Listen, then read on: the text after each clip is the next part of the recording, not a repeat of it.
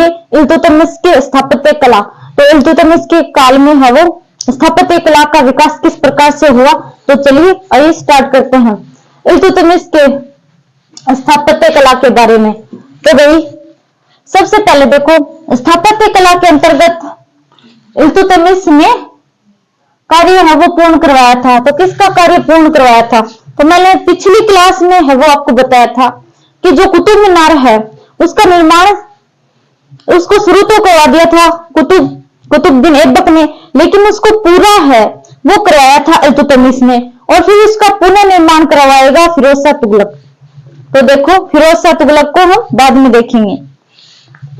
अब देखो अगला वंश जो तुगलक वंश होगा उसमें हम फिरोज शाह तुगलक को देखेंगे। तो भाई स्थापत्य कला के अंतर्गत इल्तुतमिश ने कार्य पूर्ण करवाया, तो मैंने इतना ही लिखा है इल्तुतमिश ने कार्य पूर्ण करवाया। किसका कराया था, कुतुब मीनार का, क्योंकि उसका प्रारंभ है वो कुतुबुद्दीन ऐबक ने करवाया था। एक सूफी संत था उसके नाम पर, और इसका पूर्ण जो पूरा करवाया कुतुब मीनार, यहाँ पे लिख लेना कुतुब मीनार। तो कुतुब मीनार का जो कार्य है वो पूर्ण किसने करवाया, इल्तुतमिश ने। अब देखो भारत में गुंबद अथवा मकबरे के निर्माण की जो परंपरा है वो शुरू करने का श्रेय है वो इल्तुतमिश को जाता है। तो भारत में जो गुंबद अथवा जो मकबरा होता है उसके जो निर्माण करने का कार्य है परंपरा है वो इसी ने शुरू की थी। मकबरे अथवा जो गुंबद है उसका निर्माण करने की परंपरा है वो इल्तुतमिश ने ही की थी। अब देखो इल्तुतमिश ने अपने पुत्र नसीरुद्दीन मोहम्मद, ये भाई ध्यान में रखना, नसीरुद्दीन मोहम्मद ये इसका सबसे योग्य पुत्र माना जाता है, नसीरुद्दीन मोहम्मद। तो इल्तुतमिश का एक पुत्र है नसीरुद्दीन मोहम्मद जो कि बंगाल में अपना शासन कार्य है वो चला रहा था। इसकी मृत्यु हो जाती है, तो उसके बाद इसकी जो कब्र थी, कब्र पर है वो दिल्ली में सुल्तानगढ़ी मकबरे का निर्माण करवाया, और यह भारत में बनने वाला पहला मकबरा था। तो ये ध्यान में रखना।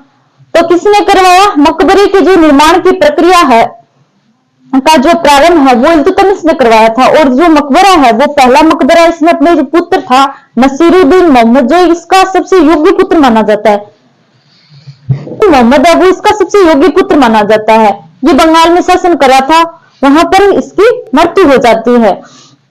तो इल्तुतमिश ने जो पहला मकबरा बनाया था वो दिल्ली में था सुल्तानगढ़ी, जिसका नाम था सुल्तानगढ़ी का शाब्दिक अर्थ होता है गुफा का सुल्तान। तो इसने अपने पुत्र की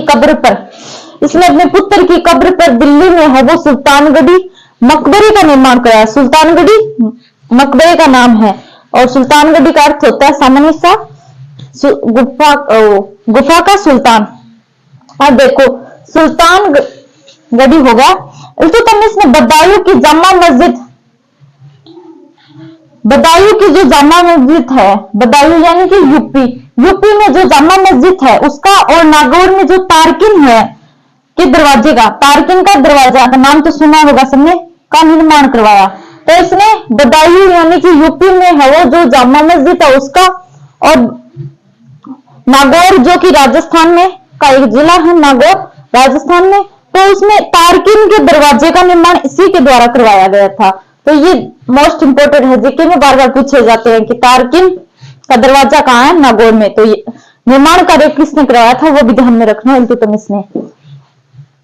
तो भारत में मकबरे का जो प्रारंभ करने का श्रेय है वो इल्तुतमिश को दिया जाता है।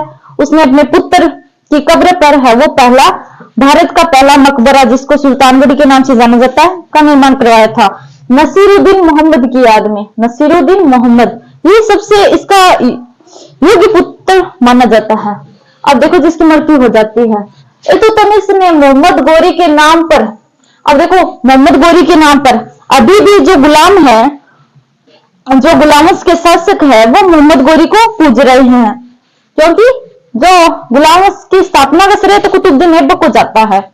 लेकिन कुतुबुद्दीन ऐबक को भी जो भारत का शासन किसने दिया था भाई, शुरुआत करने वाला कौन था, मोहम्मद गोरी था ना। मोहम्मद गोरी ने तो दिया था भारत का क्षेत्र जीतकर। तो मोहम्मद गोरी इनके आराध्य हैं, तो इनको अभी भी पूज रहे हैं। तो इल्तुतमिश ने मोहम्मद गोरी के नाम पर दिल्ली में मदरसा-ए-हुनरी, मदरसा-ए-हुनरी नहीं है यहाँ पर, मुइजा मुइजी है ये, मदरसा-ए-मुइजी का निर्माण करवाया। तो इल्तुतमिश ने मोहम्मद गोरी के नाम पर दिल्ली में है वो मदरसा-ए-मुइजी का निर्माण करवाया, कोई मदरसा बनवाया था। अब देखो इल्तुतमिश के दरबार में मिनहाज उल सिराज नामक एक प्रसिद्ध इतिहासकार रहता था। तो इल्तुतमिश के दरबार में पूछ ले कौन रहता था, इसके प्रसिद्ध इतिहासकार का नाम पूछ ले तो मिनहाज उल सिराज, मिनहाज उल सिराज ये इसका प्रसिद्ध दरबारी था। और इसकी रचना थी वही, ये कवि था तो इसकी रचना भी तो होगी तबाकत-ए-नासिरी, तबाकत-ए-नासिरी है। तो इस जो तबाकत-ए-नासिरी है इसमें क्या है भाई ऐसा कुछ खास, तो इस रचना में है वो आरंभिक जो मध्यकालीन इतिहास की है वो व्यापक जानकारी प्राप्त होती है। तो सबसे पहले देखो इल्तुतमिश का एक दरबारी कवि है जिसका नाम है मिनहाज उल सिराज, उसकी एक है रचना, उस रचना का नाम है तबाकत-ए-नासिरी। तो इस तबाकत-ए-नासिरी से जो पूर्व मध्यकालीन इतिहास यानी कि 712 से लेकर 1192 तक हम कह सकते हैं कि जानकारी मिलती है। तबाकत-ए-नासिरी में पूर्व मध्यकालीन इतिहास की है वो व्यापक जानकारी मिलती है, इसमें कुछ यही है।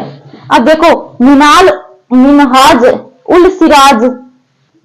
उल सिराज ने इल्तुतमिश को महान सहानुभूति रखने वाला और विद्वानों एवं वृद्धों के प्रति श्रद्धा रखने वाला सुल्तान बताया है। तो वही जो मिनहाज उल सिराज था ये इसका दरबारी कवि था। तो उसने है वो इल्तुतमिश यानी कि अपने राजा के लिए ये शब्द प्रयुक्त किए कि जो इल्तुतमिश है वो महान है, वो श्रद्धा सहानुभूति रखने वाला है, वृद्धों एवं बुजुर्गों के प्रति है वो सहानुभूति रखने वाला एक अच्छा सुल्तान है, ये इल्तुतमिश के बारे में बताता है। और एक और इतिहासकार है जिनका नाम है इब्न तुता, वो भी लिखते हैं इल्तुतमिश के बारे में कि इल्तुतमिश के दरबार में है वो 2 संगमरमर शेरों की मूर्तियां है और उन मूर्तियों पर घंटी लगी हुई है। तो अगर किसी को भी न्याय चाहिए, जनता को किसी को भी अगर न्याय की मांग रहती है तो वो शेरों की जो घंटी है, शेरों के जो गले में बंधी हुई घंटी है वो उसको बजा सकता है और राजा है वो तत्पर हाजिर हो जाएगा आपके समक्ष न्याय के लिए। तो ऐसा है वो इब्न तुता बताता है कि ये धार्मिक और न्यायप्रिय शासक था इल्तुतमिश इसके बारे में। तो कभी भी है वो आपको अगर न्याय चाहिए तो आप है वो दरबार में आ सकते हैं, शेरों के मुंह गले में है वो घंटी लगी हुई है जिसको बजा सकते हैं। तो ये इतिहासकार बताते हैं इसके बारे में जो मोस्ट बातें थी वो देख ली हमने आज। तो भाई अब जो अगली शासिका बनेगी, अगला जो सुल्तान बनेगा, ये शासिका बनेगी वो है रजिया सुल्तान, क्योंकि इसके कोई भी पुत्र है वो योग्य उत्तराधिकारी नहीं थे। जो योग्य था वो था नसीरुद्दीन मोहम्मद, जिसकी बंगाल में ही मृत्यु हो गई है, वहां पर शासन कर रहा था। तो अब योग्य है वो इसके और पुत्र नहीं थे, योग्य इतने सब निकम्मे थे, इसीलिए फिर है वो रजिया सुल्तान बनती है। और जो ये 40 अमीर सरदारों का एक संगठन है वो भी कहते हैं कि रजिया को बना दो, क्योंकि उनको भी लगता है, उनके भी अपने कुछ स्वार्थ है, निजी स्वार्थ, जिसके चलते है वो रजिया सुल्तान बनती है। तो नेक्स्ट जो क्लास होगी हम देखेंगे रजिया सुल्तान के बारे में। तब तक के लिए बाय बाय, जय हिंद।